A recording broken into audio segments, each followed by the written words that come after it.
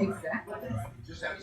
Okay. Because of time, normally I want to get some feedback, but I do want to cover some of the material. So I hope you found that interesting, and I hope you noticed we're aware of some things. Now, here's the question I want you to ask yourself. Did you try to understand both perspectives? Could you get into the body or the mindset of both the husband and the wife? And this is the meaning of empathy. There's a misconception about the meaning of empathy. So rather than let you guess, let me just tell you what it means. Empathy is the capacity for one person to articulate the feelings and thoughts of another person through the other person's point of view. So now let me offend every mother in the room, so just get ready. According to the definition of empathy, the way I just gave it to you, I know what it's like for a woman to give birth to a child. I just warned you, so how many of you women still got a little upset with me when I said that?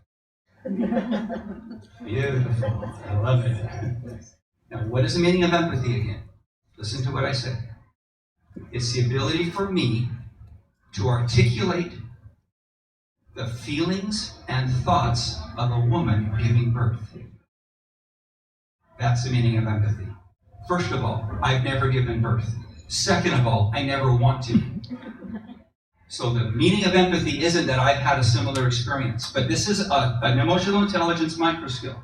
So let's say you've broken your leg and you come into work and I go, Rita, what happened? You go, I broke my leg skiing up at Crystal. I go, oh yeah, I know what that's like. I broke my leg last year. Now what am I doing?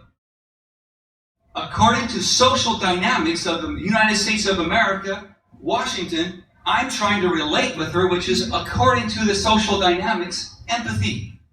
Right, but what she hears is, he doesn't care about me, he's talking about his. Isn't that cool? So here's one thing you can take away. So here's your challenge. Your challenge is to go the next 24 hours without giving anybody an unsolicited opinion. Really?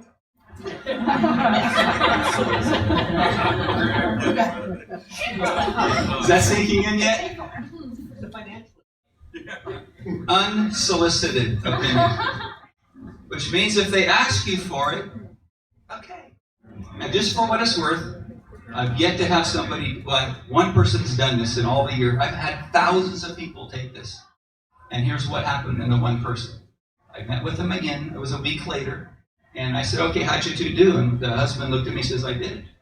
I said, what? I went 24 hours without offering an unsolicited opinion. And his wife gets this body language.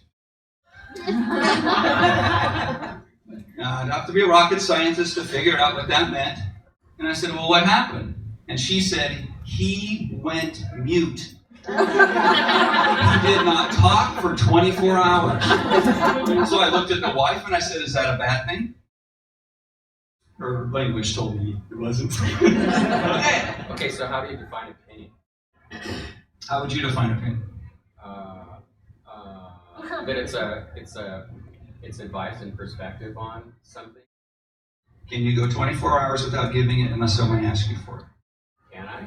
Is that a question or It a is. rhetorical question? No, can you do it? I don't know. Would you be willing to try? Absolutely. Do I get something if I... Would anybody like to tell him what he's going to get if he actually makes it for 24 hours? No, there will be something. What will it be? Self-awareness. The greatest gift you can give yourself is self-awareness. Yeah, you get huge reward. Good. Just as a side note, according to the studies, your business will increase the less you opine without being asked. People will feel safer around you, will want to be around you because you'll be safe. But typically what happens is we're so full of opinion. Just go to Econ 101, supply and demand.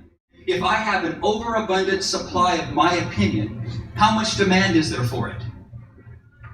That making sense? But what if I pull back my supply and what I actually offer has great value? All of a sudden the demand and the value for what I have increases. That's the same with your opinion. And by the way, if you are raising children, you could not have got a better message than that one right there. When I teach children or parents how to parent, the one thing that they don't understand is we live in a world of helicopter parenting and snowplow parenting. where parents are trying to rescue their children from the very things that would make them strong. The adversary, consequences, things that are tough. We now have parents who are having their children wash their hands so much they're getting sick because they're over-sterilized. So I'm side noting. Don't do So that. are you saying ask your children, do you want my opinion before you offer it? You know, that's a great question. So if you know what, let me take you offline on that one because we will then sidebar. But what I'm trying to get you aware of, notice the power of just listening to your child. What did the woman in the video want more than anything else? Validation. She wanted to feel felt. What does a teenager want more than anything else? To feel felt. And when they don't get it from mom and dad, they go to peers. We live in a society now where we're peer-centric children instead of parent-centric children because mom and dad aren't safe. Because we're always opining. We're always telling them. We see the end before they do. Do you know it doesn't matter, mom and dad, if you're right? If your kid ain't listening to you. So it's more important to be right with them wanting to hear it than them not caring at all. Yeah. So my question with regard to video is it sensible to want empathy? Because wouldn't it be more sensible to have a nail taken out of her head? But is she going to take the nail out of her head if she doesn't want to listen? She's just going to keep looking for the empathy because the nail is still in her head. And I want you to hang on to it. So hopefully we'll get a little further into this one. Okay, let me now define something. And I want you to see how much fun this is. Because you're going to have a question after a question. What do I do here? What do I do there? You can't memorize emotional intelligence. You can, however, learn principles that support the behavior and the words that you have with it. So when I teach sales training, when I teach team building, when I teach executive training, I don't teach them to memorize a script.